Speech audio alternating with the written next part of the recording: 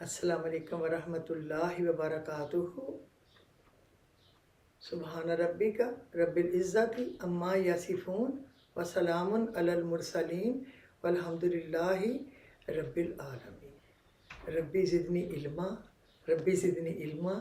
اے اللہ میرے علم میں اضافہ فرمانا، چونکہ میں اللہ کی کلام میں سے بتانا چاہ رہی ہوں اصحاب کہف کے متعلق، تو میں ایسے بتا سکوں کہ جو لوگوں کو پسند بھی آئے اور ٹھیک بھی ہو۔ میں نے کوشش کی ہے کہ اس میں سے ایسی چیزوں کو میں رکھوں کہ جو لوگوں کو صحیح بتا سکوں۔ حافظ ابن جریر طبری نے حضرت عبداللہ بن عباس رضی اللہ عنہ سے اس صورت کا شان نزول پہ نقل کیا ہے کہ یہ مکہ مکرمہ کے کچھ سرداروں نے 2 آدمی مدینہ منورہ کے یہودی علماء کے پاس یہ معلوم کرنے کے لیے بھیجے تھے کہ تورات اور انجیل کے یہ علماء حضرت صلی اللہ علیہ وسلم کے جو دعویٰ ہے نبوت کے بارے میں کیا کہتے ہیں، یہ پتہ کرنے کے لیے بھیجے تھے۔ یہودی علماء نے ان سے کہا کہ آپ حضرت محمد مصطفیٰ صلی اللہ علیہ وسلم سے 3 سوالات کیجئے گا، 3 سوالات۔ اگر وہ ان کا صحیح جواب دے دیں تو سمجھ لینا کہ واقعی اللہ تعالیٰ کے نبی ہیں، اور اگر وہ صحیح جواب نہ دے سکے تو اس کا مطلب یہ ہوگا کہ ان کا نبوت کا دعویٰ جو ہے نعوذ باللہ وہ صحیح نہیں۔ پہلا سوال یہ تھا کہ ان نوجوانوں کا وہ عجیب واقعہ بیان کریں جو کسی زمانے میں شرک سے بچنے کے لیے اپنے شہر سے نکل کر کسی غار میں چھپ گئے تھے، یعنی اصحاب کہف۔ دوسرے اس شخص کا حال بتائیں جس نے مشرق اور مغرب تک پوری دنیا کا سفر کیا تھا، یعنی کہ ذوالقرنین۔ تیسرے ان سے پوچھے کہ روح کی حقیقت کیا ہے۔ چنانچہ یہ دونوں شخص مکہ مکرمہ واپس آئے، اپنی برادری کے لوگوں کو ساتھ لے کر انہوں نے حضرت صلی اللہ علیہ وسلم سے یہ 3 سوالات پوچھے۔ جو روح کے متعلق ہے وہ تو پچھلی صورت میں گزر گیا ہے، وہ ابھی میں نے وہ صورت آپ کو نہیں بتائی ہوئی، وہ ہے سورہ بنی اسرائیل، اور اس سے پہلی ہے ایک سورہ الحجر، وہ بھی بتاؤں گی۔ تو جو ہے نا، انہوں نے 2 سوال کے جواب میں یہ صورت نازل جس میں غار میں چھپنے والے نوجوانوں کا واقعہ، انہی کو اصحاب کہف کہا جاتا ہے۔ کہف عربی میں غار کو کہتے ہیں، غار، کیف۔ اصحاب کہف کے معنی ہیں غار والے، اور اسی غار کے نام پر سورہ کو سورہ کہف کہا جاتا ہے۔ دوسرے سوال کے جواب میں سورت کے آخر میں ذوالقرنین کا واقعہ بیان فرمایا گیا ہے، جنہوں نے مشرق سے مغرب تک کا سفر کیا تھا، لیکن یہ میں الگ بتاؤں گی تاکہ میں صحیح طریقے سے آپ کو بتا سکوں اور زیادہ لمبا بھی نہ ہو۔ اس کے علاوہ اس صورت میں حضرت موسیٰ علیہ السلام کا وہ واقعہ بھی بیان فرمایا گیا ہے جس میں وہ حضرت خضر علیہ السلام کے پاس تشریف لے گئے تھے اور کچھ عرصہ ان کی میت میں سفر کیا تھا۔ یہ 3 واقعہ اس صورت کا مرکزی موضوع ہیں۔ اس کے علاوہ عیسائیوں نے حضرت عیسیٰ علیہ السلام کو جو خدا کا بیٹا نعوذ باللہ قرار دے رکھا تھا، اس صورت میں بطور خاص اللہ نے اس کی تردید کی ہے کہ کتنی جھوٹی بات ہے جو یہ کہتے ہیں، اور حق کا انکار کرنے والوں کو وعیدیں بھی سنائی گئی ہیں اور حق ماننے والوں کو نیک انجام کی خوشخبری دی گئی ہے۔ سورہ کہف کی تلاوت کئی فضائل احادیث میں آئے ہیں، خاص طور پر جمعہ کے دن ان کی تلاوت کی بڑی فضیلت آئی ہے، اسی لیے بزرگان دین کا معمول رہا ہے کہ وہ جمعہ کے دن اس کی تلاوت کا خاص اہتمام کرتے ہیں۔ تو چلیں اب ہم میں آپ کو اس کی کہانی بنانے کی طرف بتانے کی طرف جاتی ہوں جو قرآن کے عین مطابق ہے۔ حضرت صلی اللہ علیہ وسلم کو مشرکین کے کفر اور معاندانہ طرز عمل سے سخت صدمہ ہوتا تھا۔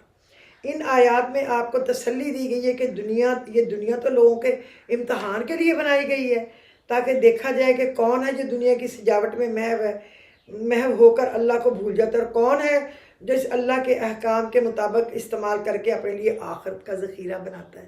قسمت والے لوگ آخرت کا ذخیرہ بناتے ہیں نا، باقی ہم جیسے تو بھٹکے پھرتے رہتے ہیں، پتہ نہیں ہم کیا ہیں، تو پتہ نہیں ہم نے کیا کرنا ہے، ہم کچھ بھی نہیں۔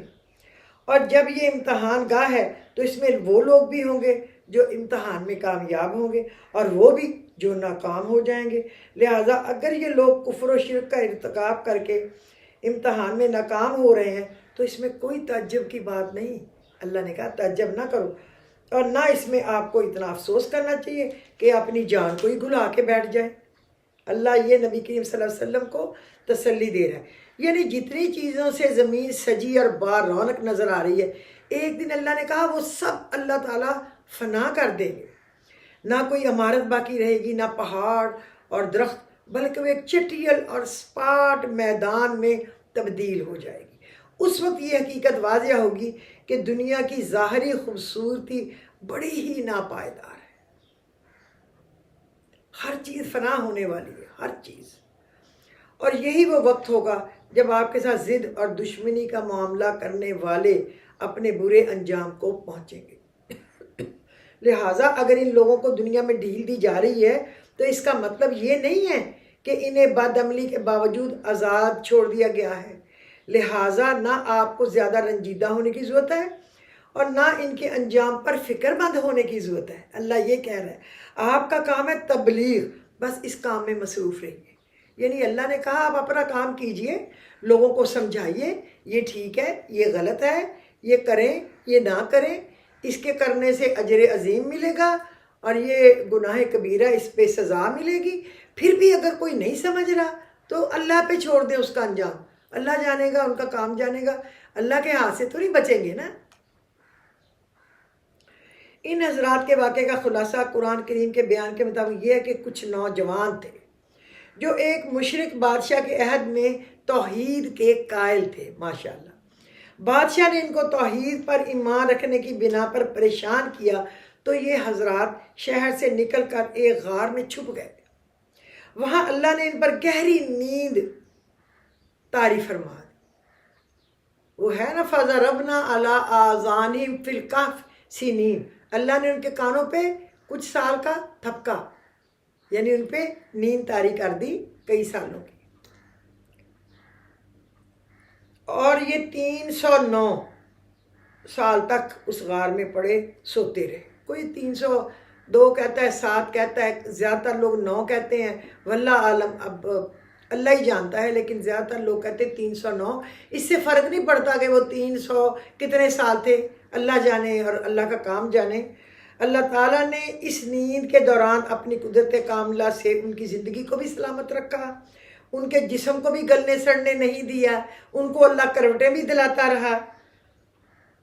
309 سال بعد ان کی آنکھ کھلی تو انہیں اندازہ نہیں تھا کہ وہ اتنی لمبی مدت تک سوتے رہے۔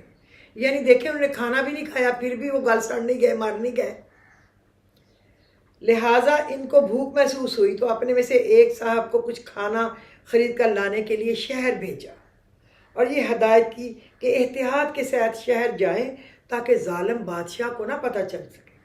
اللہ تعالیٰ کا کرنا ایسا ہوا کہ اس 300 سال کے عرصے میں وہ ظالم بادشاہ تو مر کھپ گیا تھا، ظاہر ہے اسے تو مر کھپ ہی جانا تھا، اور ایک نیک اور صحیح العقیدہ شخص بادشاہ بن چکا تھا۔ یہ صاحب جب شہر میں پہنچے تو کھانا خریدنے کے لیے وہی پرانا سکہ پیش کیا جو 300 سال پہلے اس ملک میں چلا کرتا تھا۔ دکاندار نے وہ پرانا سکہ دیکھا تو اس طرح یہ بات سامنے آئی کہ یہ حضرات صدیوں تک سوتے رہے۔ اس سکے سے پتہ چلا، اللہ نے ان کو اٹھا کے بھیجا سکہ دے کے تاکہ لوگوں کو پتہ چل جائے کہ اللہ اس طرح بھی سلاتا ہے اور اٹھاتا ہے۔ بادشاہ کو پتہ چلا تو اس نے ان لوگوں کو بڑی عزت اور اکرام کے ساتھ اپنے پاس بلایا اور بالآخر جب ان حضرات کی وفات ہوئی تو ان کی یادگار میں ایک مسجد تعمیر کی گئی۔ عیسائیوں کے یہاں یہ واقعہ 7 سونے والوں یعنی 7 سلیپرز کے نام سے مشہور ہے۔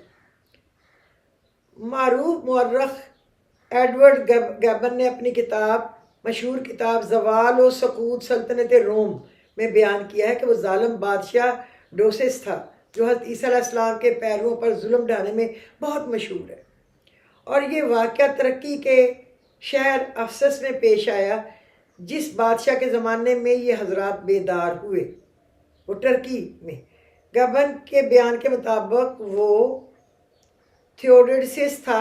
مسلمان مورخین مفسرین نے بھی اس سے ملتی جلتی تفصیلات بیان فرمائی ہیں اور ظالم بادشاہ کا نام وقیانوس ذکر کیا گیا ہے۔ ہمارے دور کے بعض محققین کا کہنا ہے کہ یہ واقعہ اردن کے شہر عمان کے قریب پیش آیا جہاں ایک غار میں کچھ لاشیں اب تک موجود ہیں۔ یہ تحقیق میں نے تفصیل کے ساتھ پڑھی ہوئی ہے، لیکن اب یہ اللہ جانے کیا ہے، لیکن ان میں کوئی بات بھی اتنی مستند نہیں کہ اس پر بھروسہ کیا جا سکے۔ قرآن کریم کا اسلوب ہے کہ وہ کسی واقعے کی اتنی تفصیل بیان فرماتا ہے جو فائدہ مند ہو، اس سے زیادہ فالتو کی تفصیل قرآن نہیں بتاتا۔ ان حضرات کو اصحاب کہف یعنی غار والے کہنے کی وجہ تو ظاہر ہے کہ انہوں نے غار میں پناہ لی تھی، لیکن ان کو رقیم والے کیوں کہتے ہیں؟ کبھی آپ نے غور کیا رقیم والے ان کو کیوں کہا جاتا ہے؟ اس کے بارے میں مفسرین کی رائے مختلف ہے۔ بعض حضرات کا کہنا یہ ہے کہ رقیم اس غار کے نیچے والی وادی کا نام ہے، اس غار کے جو نیچے وادی ہے اس کا نام رقیم ہے۔ بعض کہتے ہیں رقیم تختی پر لکھے ہوئے کتبے کو کہتے ہیں۔ ان حضرات کے انتقال کے بعد ان کے نام ایک تختی پر کتبے کی صورت میں لکھوا دیے گئے تھے، اس لیے ان کو اصحاب الرقیم کہا جاتا ہے۔ تیسرے بعض حضرات کا خیال ہے کہ یہ اس پہاڑ کا نام ہے جس میں وہ غار واقع تھا۔ واللہ سبحان عالم، اللہ ہی جانتا ہے اصل حقیقت کیا ہے۔ بہرحال یہ مختلف ہیں چیزیں جو کہ بتائی جاتی ہیں، وہ یہ کانوں میں تھپکی دینا عربی کا ایک محاورہ ہے جس کا مطلب یہ کہ گہری نیند طاری کر دینا۔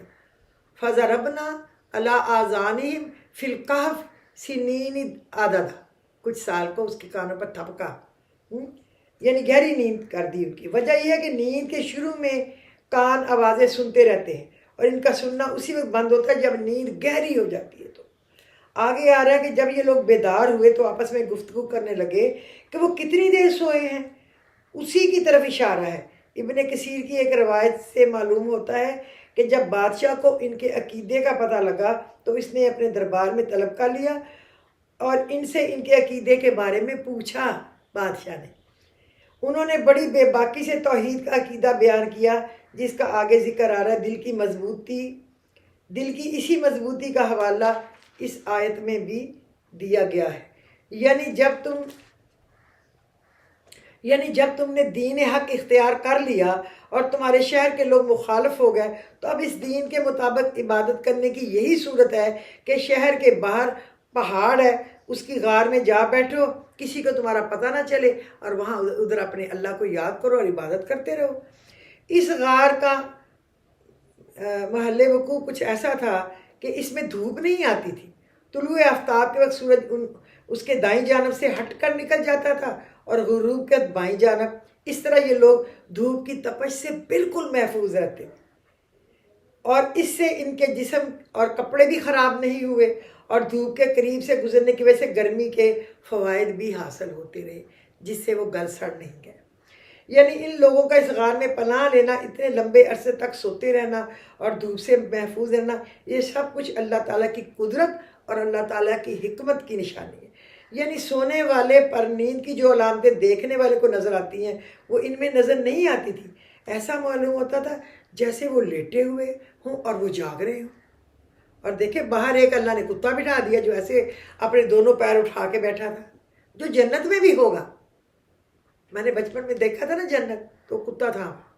میں نے اللہ سے اجازت لی تھی کہ میں نماز پڑھ لوں تو ادھر کتا آگے سے گزر رہا تھا اور اس وقت میں بالکل چھوٹی تھی، میرا خیال کلاس 4 میں ہوگی، 3 میں ہوگی یا 5 میں ہوگی، اس دوران کی بات ہے یہ۔ اور میں نے کہا اللہ میاں میں نماز پڑھ لوں، یہ تخت پوش بچھا ہے۔ اللہ میاں نے کہا پڑھ لو۔ تو جب میں پڑھنے لگی کھڑی ہوئی تو آگے سے کتا گزرا، تو میں نے کہا اللہ میاں یہاں تو کتا ہے۔ تو اللہ نے کہا کوئی بات نہیں، یہ ادھر ہی رہتا ہے، اور مور بھی ادھر پھر رہا تھا۔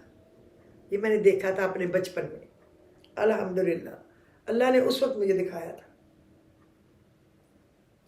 پاکیزہ کھانے سے مراد بظاہر حلال کھانا ہے۔ ان حضرات کو فکر یہ تھی کہ بت پرستوں کے شہر میں حلال کھانا ملنا آسان نہیں، اس لیے جانے والے کو تاکید کی وہ ایسی جگہ سے کھانا لائے جہاں حلال کھانا میسر ہو۔ ماشاءاللہ سبحان اللہ۔ نیز چونکہ ان کے خیال میں ابھی تک اس بت پرست بادشاہ کی حکومت تھی، اس لیے انہیں دوسری فکر یہ تھی کہ کہیں کسی کو ان کے غار میں چھپنے کا پتہ نہ لگ جائے، اس لیے جانے والے کو دوسری تاکید یہ تھی کہ ہوشیاری سے جا کر کھانا لائے اور اس طریقے سے چھپ چھپا کر جائے کہ کوئی دیکھنے نہ پائے۔ جب وہ صاحب جن کا نام بعض روایتوں میں تملیخہ بتایا گیا ہے۔ کھانا لینے کے لیے شہر پہنچے اور دکاندار کو سکہ پیش کیا جو 300 سال پرانا تھا، اس پر پرانے بادشاہ کی علامتیں تھیں، تو دکاندار بڑا حیران ہوا اور ان کو لے کر اس وقت کے بادشاہ کے پاس پہنچا۔ یہ بادشاہ نیک تھا اور اس نے یہ قصہ سن رکھا تھا کہ کچھ نوجوان دقیانوس کے ظلم سے تنگ آ کر کہیں غائب ہو گئے ہیں۔ اس نے معاملے کی مزید تحقیق کی تو پتہ چل گیا کہ یہ وہی نوجوان ہے۔ اس پر بادشاہ نے ان کا خوب اکرام کیا، لیکن یہ حضرات دوبارہ اسی غار میں چلے گئے اور وہیں پر اللہ تعالیٰ نے ان کو دوبارہ وفات دے دی۔ ان اصحاب کہف کی اتنی لمبی مدت تک سوتے رہنا اور پھر زندہ جاگ اٹھنا اللہ تعالیٰ کی قدرت کاملہ کی واضح دلیل تھی، اور اس واقعے کو دیکھ کر ہر شخص بآسانی اس نتیجے تک پہنچ سکتا تھا کہ جو ذات اتنے عرصے تک سونے کے بعد ان نوجوانوں کو زندہ اٹھا سکتی ہے، یقیناً وہ اس بات پر بھی قادر ہے کہ تمام انسانوں کو مرنے کے بعد دوبارہ زندہ کر کے اٹھا دے۔ بعض روایات میں ہے کہ اس وقت کا بادشاہ تو قیامت اور آخرت پر ایمان رکھتا تھا، لیکن کچھ لوگ آخرت کے بارے میں شکوک و شبہات کا اظہار کر رہے تھے، اور بادشاہ نے یہ دعا کی تھی کہ اللہ تعالیٰ ان کو کوئی ایسا واقعہ دکھا دے جس سے آخرت پر ان کا ایمان مضبوط ہو جائے، اور اللہ تعالیٰ اسی وقت ان نوجوانوں کو جگا کر اپنی قدرت کا کرشمہ دکھا دیا۔ تو وہ تو سوئے ہوئے تھے، اللہ نے اسی لیے جگا دیے کہ چلو وہ جو بادشاہ تو نیک ہے، یہ کچھ لوگ ابھی بھی نہیں یقین کر رہے، تو یہ وہ دیکھ لیں کہ اللہ تعالیٰ یہ کرشمات کر سکتا ہے اور کر رہا ہے اور کیے ہیں، تو لوگ دیکھ لیں۔ جیسا کہ پیچھے عرض کیا گیا، یہ حضرات جاگنے کے بعد جلد ہی اسی غار میں وفات پا گئے۔ اب اللہ تعالیٰ کی قدرت کا یہ کرشمہ سامنے آیا کہ جن نوجوانوں کو کبھی اس شہر میں اپنی جان کے لالے پڑے ہوئے تھے، اب اسی شہر میں ان کی ایسی عزت ہوئی کہ لوگ ان کی یادگار پر کوئی عمارت بنانے کی فکر کرنے لگ گئے۔ اور آخرکار جن لوگوں کو اقتدار حاصل تھا، انہوں نے یہ طے کیا کہ جس غار میں ان کی وفات ہوئی ان پر ایک مسجد بنا دے۔ واضح رہے کہ عمان کے پاس جو غار دریافت ہوا ہے، اس میں کھدائی کرنے سے غار کے اوپر بنی ہوئی ایک مسجد بھی برآمد ہوئی ہے۔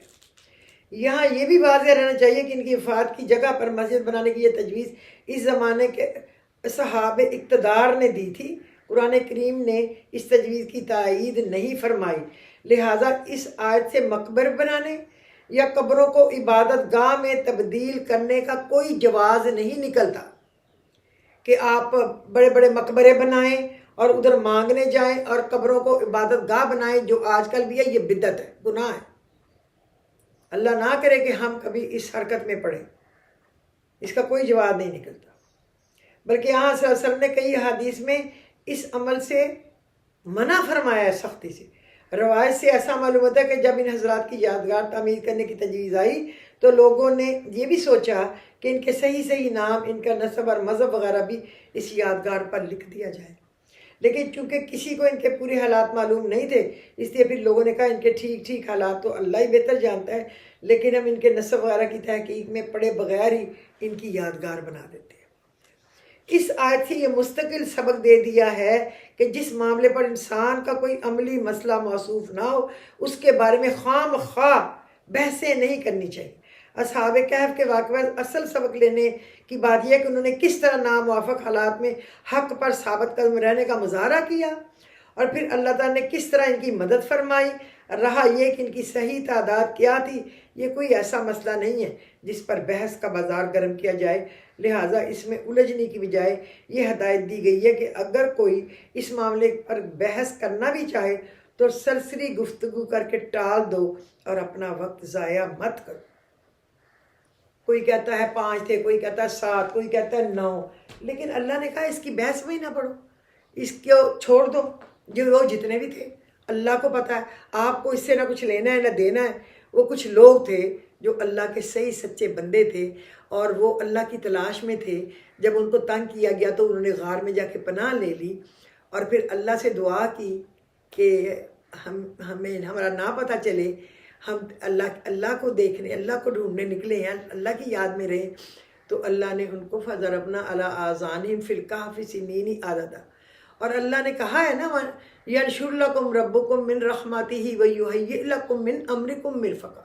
جب انہوں نے کہا ربنا آتینا من لدنک رحمتا وہیئ لنا من امرنا راشدا، اے اللہ ہمیں اپنے پاس سے خاص رحمت عطا کر اور ہمارے کاموں میں راہ یابی کے سامان پیدا فرما دے۔ یہ انہوں نے دعا کی تھی یہ سب کچھ ہونے سے پہلے تو اللہ نے کیا کہا، ینشر لکم ربکم من رحمتہ ویہیئ لکم من امرکم مرفقا، اللہ تمہارے لیے اپنی رحمت پھیلا دے گا اور تمہارے کاموں میں راہیابی کے سامان پیدا فرما دے گا۔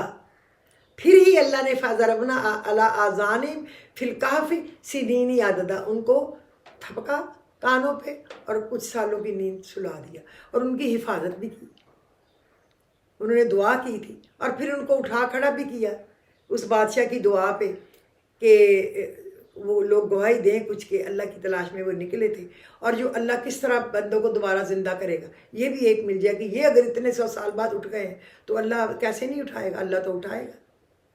تو یہ تھا اصحاب کہف کا واقعہ، صحیح اور اوتھینٹک، ہر کوئی بتا رہا ہے، ٹھیک ہی بتا رہا ہے، اپنی پوری کوشش کر کے ہی بتا رہا ہے، میں نے بھی اپنی کوشش کر کے آپ کو بتایا ہے، اور پھر انشاءاللہ جب نیکسٹ ٹائم بتاؤں گی نا تو پھر میں بتاؤں گی ذوالقرنین، اور اسی طرح وہ مچھلی کا واقعہ اور حضرت خضر، یہ پھر الگ الگ بتاؤں گی تاکہ صحیح طریقے سے میں آپ کو تفصیل سے بتا پاؤں۔ تو میرا خیال آج کے لیے یہ کافی ہے۔ وآخر دعواہم ان الحمد للہ رب العالمین۔ اللہ آپ سب کا حامی و ناصر ہو، اللہ آپ کی دعاؤں کو قبول و مقبول فرمائے، جو پریشان حال ہے اللہ ان کی پریشانیاں دور فرما دے، جو مشکل میں ہے اللہ ان کو آسانیاں عطا کر دے، جو کوئی جو بھی مانگ رہا ہے اللہ رب العزت آسانیوں سے اس کو عطا فرما دے۔ اللہ تو کن کہتا ہے انما امرہ اذا اراد شیئا ان یقول لہ کن فیکون، میرا رب جس کام کی چاہتا ہے تدبیر آسان کر دیتا ہے، وہ علم والا بھی ہے اور حکمت والا بھی۔ تو بس میری دعائیں آپ لوگوں کے ساتھ ہیں، آپ بھی اپنی دعاؤں میں یاد رکھیں۔ میں شکر ہے میرا ہسبینڈ پہلے سے بہتر ہے، اللہ کا شکر ہے۔ وہ دعا جو میں نے اس دن بھیجی تھی نا کہ حضرت علی نے بتائی کہ یہ مجھے نبی کریم صلی اللہ علیہ وسلم نے دی تھی، وہ پڑھ کے میں ان پہ دم کر رہی ہوں، تو اسی دن سے ان کو فرق پڑنا شروع ہو گیا۔ اور ایک سورہ حدید کی پہلی 6 اور سورہ حشر کی آخری 6 یہ بھی پڑھتی ہوں، اور ایک وہ جو کہ اتنے سر تھے اتنی زبانیں، 1,00,000 سر، 1,00,000 سر ہر میں، 1,00,000 منہ، 1,00,000 منہ میں 1,00,000 زبانیں، اور 1,00,000 زبانوں میں 1,00,000 لغت، وہ دعا اس سے بھی دعا کرتی ہوں۔ کافی فرق ہے پہلے سے۔ اللہ ہر بیمار کو صحت دے، ہر پریشان حال کی پریشانی دور کرے۔ بس اپنی دعاؤں میں یاد رکھیے گا۔ تو اب مجھے اجازت دیں، خدا حافظ۔